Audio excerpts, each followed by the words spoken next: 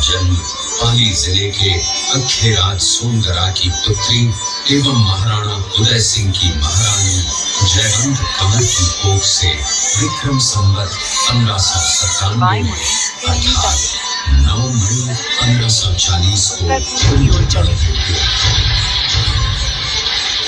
बाल्यकाल चित्तौड़गढ़ में गुजरा। सन 1567 में अकबर ने जब चित्तौड़गढ़ पर आक्रमण किया तो मेवाड़ के प्रमुख सरदारों और सेना नायकों के आग्रह पर महाराणा उदय सिंह ने चित्तौड़गढ़ छोड़ दिया। अपने देश, कुल, गौरव और मातृभूमि की मर्यादा के लिए प्राण न्योछावर करने वाले योद्धाओं और लड़नाओं से प्रताप ने न केवल सीख ली बल्कि ये घटना उनके जीवन का आधार बन गई। फरवरी 1572 को महाराणा उदय सिंह का देहांत हुआ।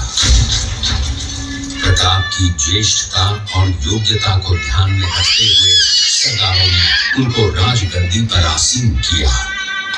होली के दिन उनका गोगुंदा में राज तिलक हुआ। उस समय तक लगभग सभी राजाओं ने अकबर की अधीनता स्वीकार कर ली थी। एकमात्र महाराणा प्रताप ने अपना मस्तक अकबर के आगे नहीं झुकाया। प्रताप मुगलों से लोहा लेने की तैयारी में जी जान से जुट गए। 18 जून 1576 की सुबह हल्दी घाटी और खमनोर के मध्य एक मैदान में ऐतिहासिक युद्ध हुआ। महाराणा प्रताप की सेना गोगुंदा से हल्दी घाटी पहुंची, जबकि सेनापति मानसिंह के नेतृत्व में मुगल सेना ने हल्दी घाटी के ठीक नीचे मैदान में अपना मोर्चा जमाया। मुगल सेना के हरावल दस्ते द्वारा घाटी में घुसपैठ करने के प्रयास की प्रतिक्रिया स्वरूप महाराणा प्रताप की सेना मुगलों पर टूट पड़ी। प्रताप के हरावल सैन्य दलों का नेतृत्व पठान हाकिम खान कर रहे थे। भीरू राणा, जो राणा पूंजा के नाम से भी जाने जाते हैं, उनके नेतृत्व में भील आदिवासियों ने गोरिल्ला पद्धति से युद्ध करते हुए मुगलों के छक्के छुड़ा दिए। देखते ही देखते शाही सेना में खलबली मच गई। रक्त तलाई, घोड़ों की टापों, हाथियों की चमकारों और तलवारों की झंकारों से गूंज उठी। चारों तरफ हाहाकार मच गया। युद्ध का घटनाक्रम अचानक उस समय बदल गया जब प्रताप ने अपने घोड़े चेतक को एड़ लगाकर मानसिंह के हाथी पर चढ़ा दिया और उस पर भाले से भरपूर वार किया। मानसिंह हौदे में दुबक गया। हाथी से उतरते समय चेतक की एक टांग कट गई। इस स्थिति को भांपकर महाराणा प्रताप के हमशक्ल सेनापति झालामान ने महाराणा प्रताप से आज्ञा लेकर उनका राजमुकुट धारण किया। मुगल सेना झालामान को महाराणा प्रताप समझकर उन पर टूट पड़ी और झालामान शहीद हो गए। उधर चेतक ने अपने स्वामी को 5 किलोमीटर तक 3 टांगों पर ही लेकर एक बरसाती नाले को पार किया। उसके पश्चात उसके प्राण पखेरु उड़ गए। इस युद्ध से महाराणा प्रताप के मन पर गहरा प्रभाव पड़ा।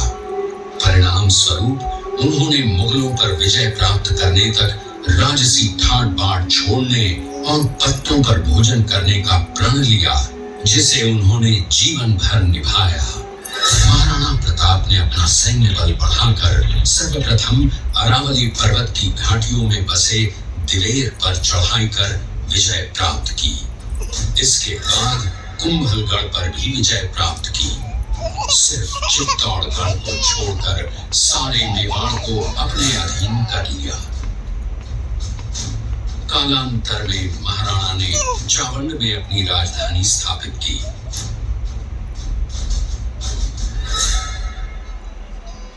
19 जनवरी 1597 को राणा प्रताप मात्र 57 वर्ष की आयु में इस संसार से प्रयाण किया।